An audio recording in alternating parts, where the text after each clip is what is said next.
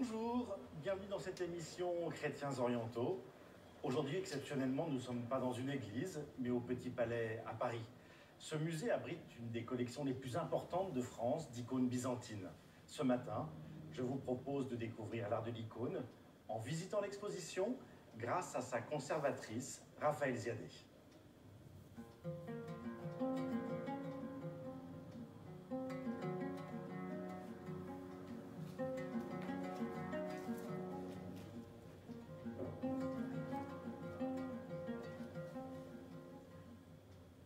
Le Petit Palais a la chance d'avoir reçu il y a 20 ans une donation importante d'icônes de la part d'un collectionneur privé, Roger Cabal. Cette donation fait de nous ici le musée qui a la plus grande collection publique d'icônes en France. L'apparition de l'image dans le christianisme s'est construite progressivement. À partir de Constantin, le grand empereur qui officialise la religion chrétienne, l'Église devient commanditaire de grands programmes d'images pour orner ses églises, ses cathédrales, ses monastères, ses lieux de pèlerinage. Les maîtres. C'est véritablement pendant la crise iconoclaste qu'une théologie de l'image apparaît. L'Église a pris la défense des images qui étaient détruites par ordre des empereurs. Pour leur attacher une protection, des pères de l'Église ont construit une théologie qui dit que l'image sainte participe de la révélation, au même titre que les évangiles. C'est-à-dire qu'elles ont un pouvoir de révéler, de faire comprendre l'histoire sainte à hauteur du texte.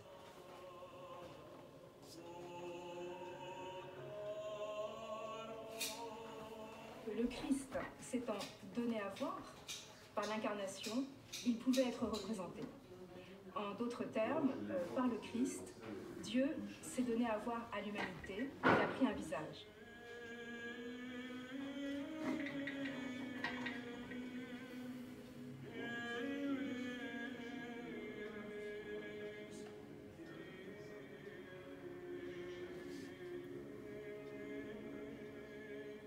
Une icône, c'est un panneau sur bois avec un fond d'or, le plus souvent, qui représente le Christ, la Vierge ou les saints.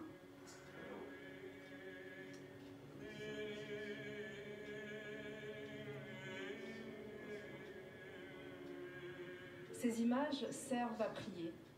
Elles sont intégrées dans la liturgie, dans le calendrier. À chaque fête correspond une icône.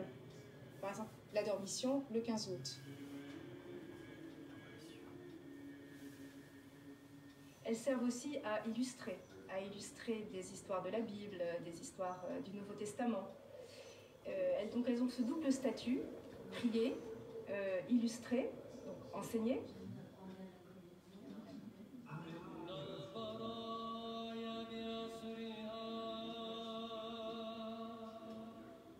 C'est une icône qui illustre une hymne, un chant inséré dans la liturgie.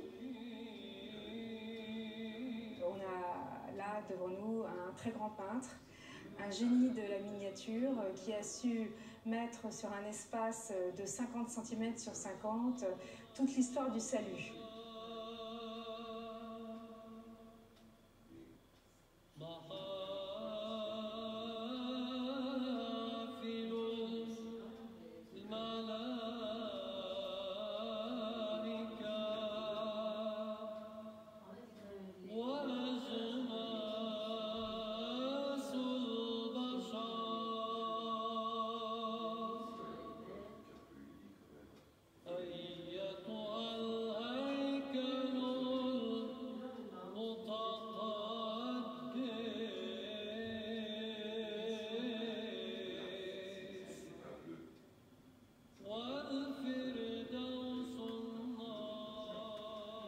Dans les bordures, on a le récit de la création du monde. En haut, le premier verset de la Genèse, avec le premier souffle qui a animé le monde, et Dieu le Père, en vieillard. Le souffle, lui, est symbolisé par la colombe. En dessous, on a des allégories, des personnifications de la lumière, avec cette femme en blanc et des ténèbres, avec cette femme en bleu, bleu nuit. En dessous, la terre, représentée par ces rochers. Et puis là, certainement l'endroit le plus poétique de l'icône, la première aube du monde, avec ce premier soleil levant. Une composition très simple, très équilibrée, très pure.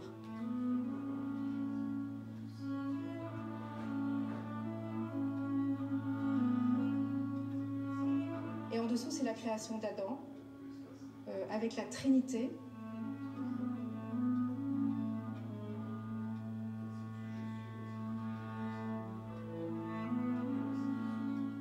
Et au-dessus, on a la création d'Ève. Ève sort du côté d'Adam. Et en dessous, c'est le récit d'Adam et Ève au paradis, avec la tentation d'Ève et d'Adam, et le fait qu'ils mangent la pomme. Dieu les gronde, il réapparaît dans un petit nuage, et les chasse du paradis.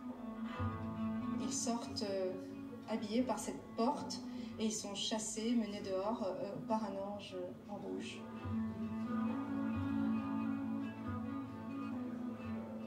Dans les icônes, on cherche à reproduire un prototype. L'icône, la théologie de l'icône considère que les premières images qui sont nées participent de la révélation, qu'elles portent une certaine vérité.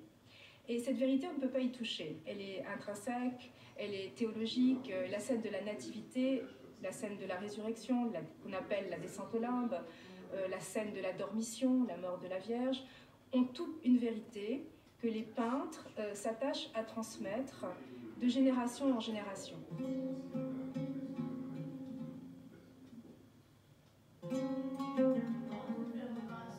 Pour la scène de la dormition, on voit par exemple que la Vierge est étendue sur son lit de mort.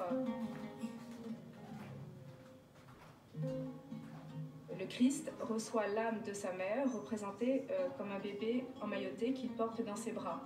Donc, dans cette image, les premiers peintres ont exprimé la croyance de l'Église en l'immortalité de la Vierge.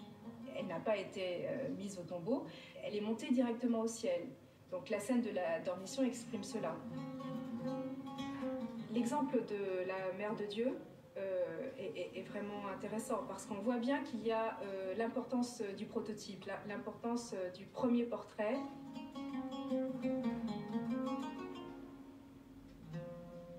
L'image source, c'est la Vierge Odigitria. Elle est attribuée à Saint Luc, selon la tradition. Saint Luc qui aurait peint le portrait de la Vierge avec l'enfant, de son vivant. Alors qu'est-ce que ça veut dire Odigitria? Ça veut dire qu'il montre le chemin. La Vierge de sa main droite montre son fils, qui est le chemin de vie, qui est la voie.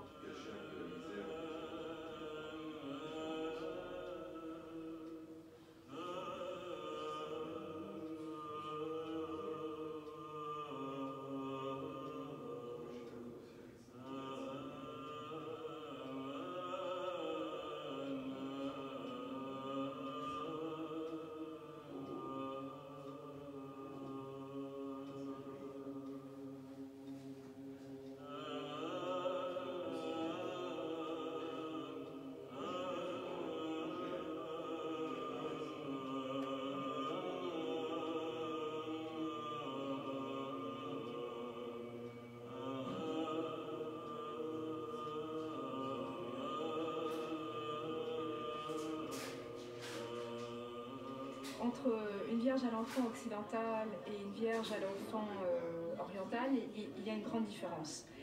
La grande différence, c'est le prototype. Un peintre en Occident ne se réfère pas au prototype original. Par exemple, un peintre qui peint une Madone va prendre comme modèle une femme de son entourage.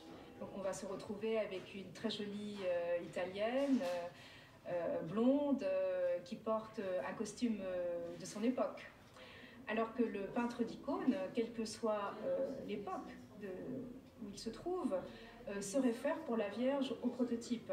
Donc les traits de la Vierge sont immuables, et ce qu'elle porte, son voile et son manteau, ne bougent pas non plus, si ce n'est une légère variation parfois dans la couleur de ce manteau.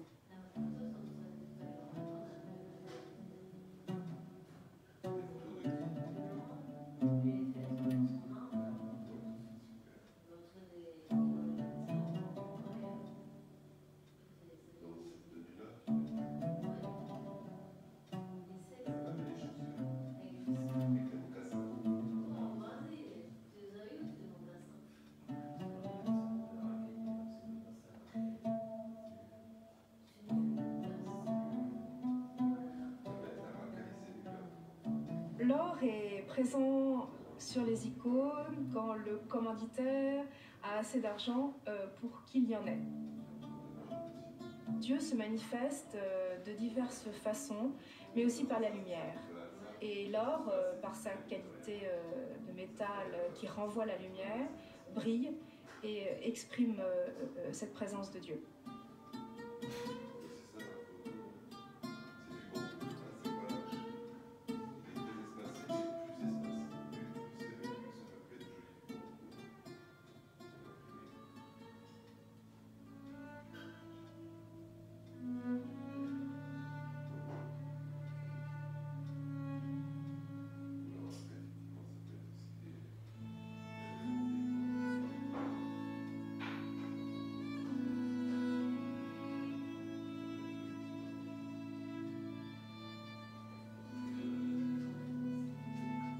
On reconnaît une icône d'abord à cette stature des saints qui sont hiératiques, droits, qui ne gesticulent pas, qui regardent le spectateur de façon fixe.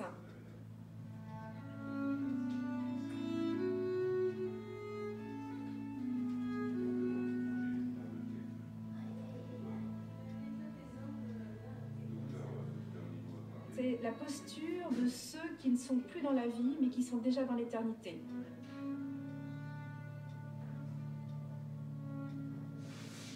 C'est un échange entre le saint, qui a son visage tourné vers le spectateur, et le fidèle qui se met en contact avec ce saint.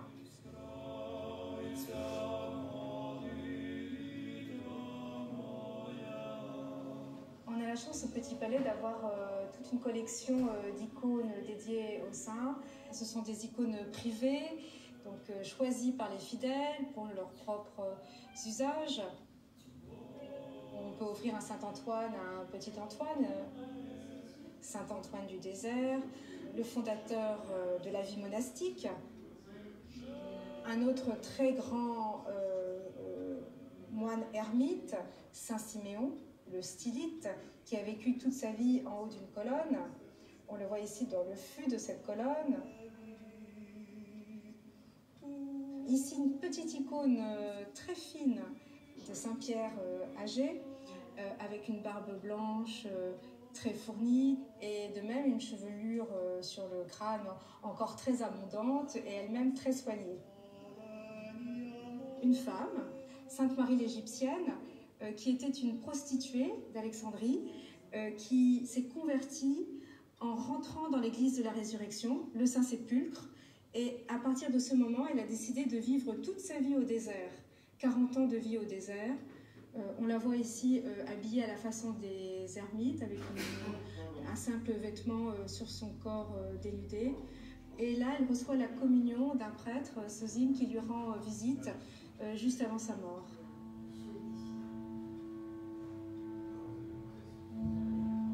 Les martyrs, victimes des persécutions antichrétiennes, ont toujours été vénérés au cours des siècles. De nombreuses icônes représentent leur chemin de croix, conséquence de leur fidélité au Christ. Certains martyrs sont vénérés localement, comme ceux de Crète, ou plus largement, comme les 40 martyrs de Sébaste. Là, on est vraiment face à un événement historique, connu. Il s'agit d'une légion romaine qui comptait des chrétiens, de nombreux chrétiens, qui a été martyrisé en Petite Arménie, près de la ville de Sébaste. Ils ont été condamnés à mourir de froid. Et on les voit ici sur cette icône, réunis sur ce lac gelé. La glace est symbolisée par ces stries blanches sur le lac. Ils sont là, presque nus. Ils sont de tout âge. Vous voyez ici un jeune soldat, un berbe, qui s'écroule dans les bras d'un compagnon plus âgé qui le soutient. Ils ont tous des attitudes différentes, marquées par la souffrance.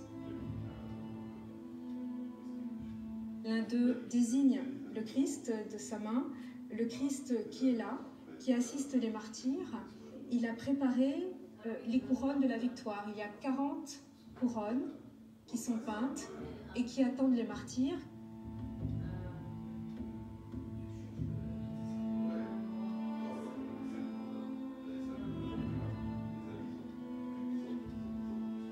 L'histoire est même un peu plus complexe que cela. Vous voyez qu'il y a là un homme qui se réfugie dans cet édicule qui symbolise les bains, car il y avait une station balnéaire sur ce lac, et l'un des 40 martyrs a voulu échapper au supplice en se réfugiant dans les bains. Et il a été immédiatement remplacé par le gardien des lieux, qui s'est converti devant la force d'exemple des soldats. Et donc le nombre de 40 est resté intact, même s'il y en a eu un qui a apostasié.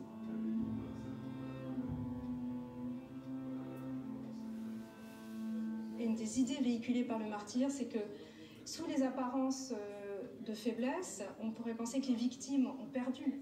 Mais en réalité, les victimes ont gagné. Elles ont gagné la vie éternelle.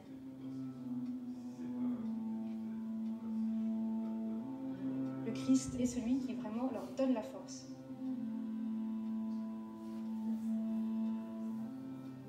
Il faut prendre conscience que l'icône, c'est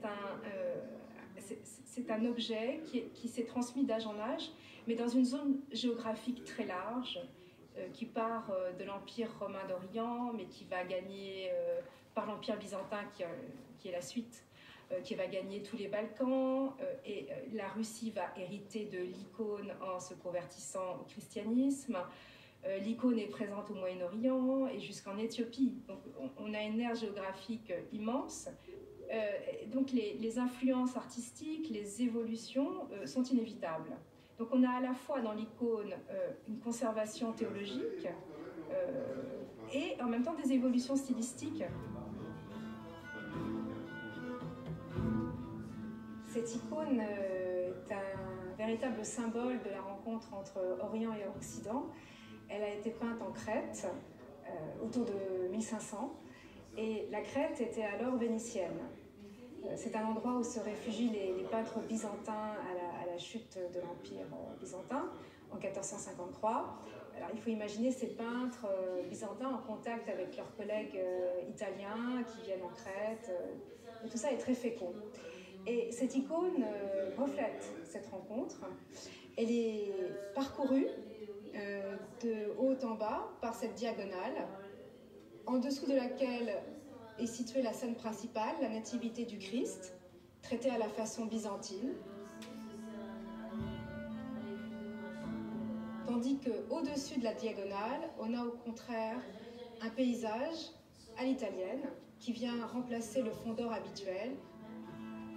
Un paysage avec une perspective linéaire, l'œil est amené dans le lointain, se pose sur cette petite ville médiévale rose qui est située au bord d'un lac, entourée de montagnes bleutées.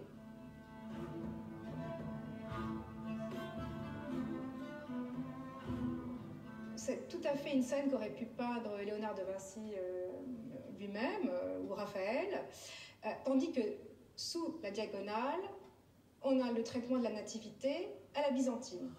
La Vierge est représentée sur ce coussin rouge qui signe sa royauté et qui l'isole du sol terrestre. Elle est tournée vers son enfant qui est déposé dans une mangeoire qui est déjà le sépulcre, car dans la naissance du Christ est déjà annoncée sa mort. Au-dessus de la diagonale, dans le paysage traité à l'italienne, les mages, à la manière byzantine.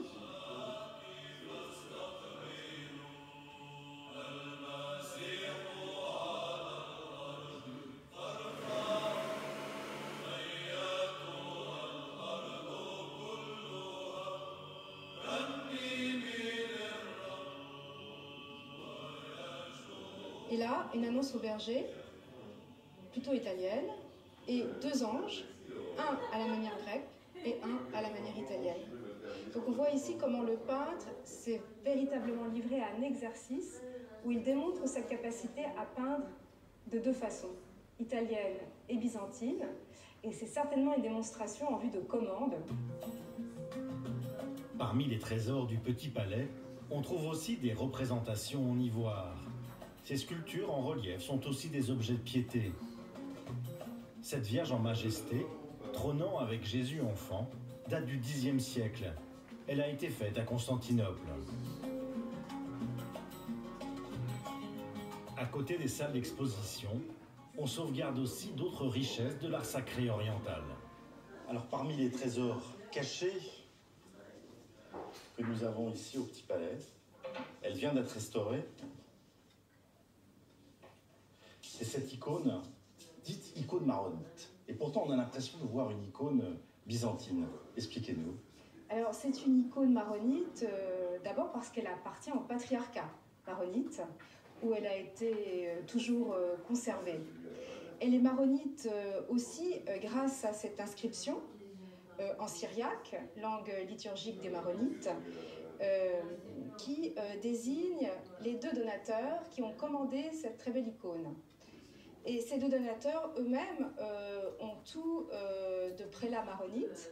Ici, vous voyez l'évêque avec une mitre conique, caractéristique des maronites, et le prêtre Carmelo, qui porte son capuchon de moine maronite et qui a revêtu une chasuble pour la messe, ornée d'une croix rouge plutôt latine. Alors, c'est une icône maronite traitée à la façon orientale, byzantine, commune au bassin méditerranéen à l'époque de cette peinture, que nous pouvons dater, fort heureusement, grâce à l'inscription. 1523. Nous sommes au début du XVIe siècle, au tout début de l'ère ottomane, et elle est unique en son genre. Pour cette époque-là, nous n'avons pas d'autre icône et pas même de fresque au Liban. Le bois. Là, on est vraiment au Liban. C'est du bois de cèdre? Alors, c'est du bois de cèdre, probablement du cèdre de la montagne libanaise. Cette icône mesure 1,80 m, ce qui est rarissime, et elle a quasiment la taille d'une fresque. Et on peut imaginer qu'elle était déposée au-dessus d'un autel, peut-être dans une chapelle funéraire, étant donné le thème consacré à la mort de la Vierge, où on retrouve toute la composition byzantine habituelle.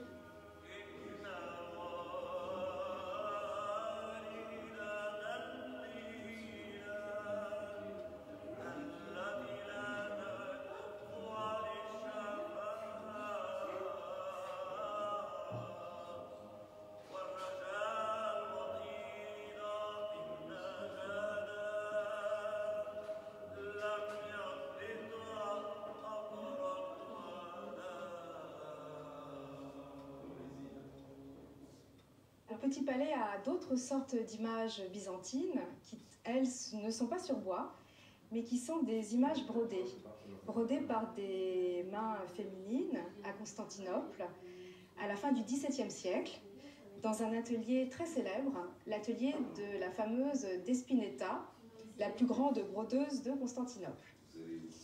Alors voici une de ces broderies qui vient tout juste d'être restaurée.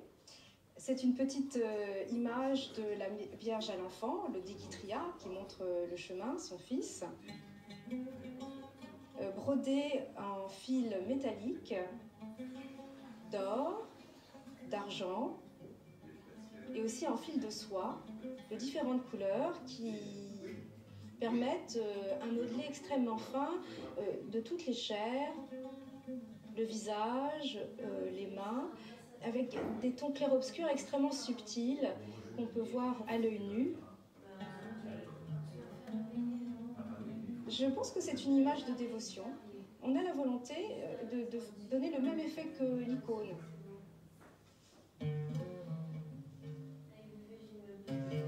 Celle-là vient du même atelier. On y retrouve la même technique de broderie au fil d'or et d'argent.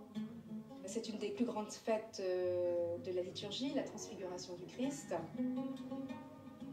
Le Christ a été nimbé d'une lumière blanche qui a envahi toute l'image par cet or et cet argent qui dominent.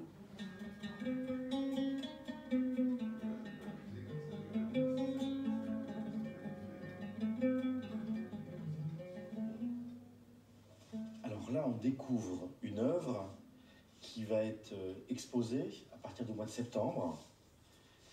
Et on est dans quelque chose de très contemporain. Oui, il s'agit d'une acquisition récente du Petit Palais. Cette aquarelle a été peinte par un jeune peintre serbe, Nicolas Saric, et qui ici s'est emparé d'un sujet très récent, l'exécution des ouvriers égyptiens coptes qui se trouvaient en Libye pour leur travail au moment où ils ont été capturés par l'armée de Daesh et exécutés.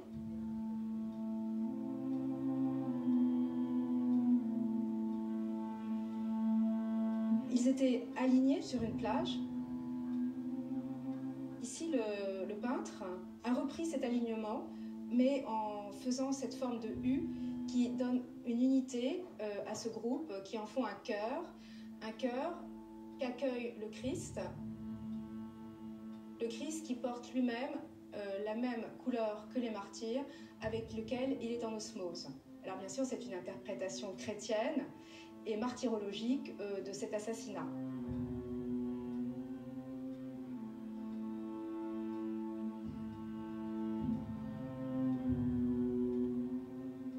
Cette apparition du Christ dans le ciel qui rappelle l'icône du Petit Palais des martyrs de Sébaste, où le Christ assiste aussi les 40 martyrs de la même façon.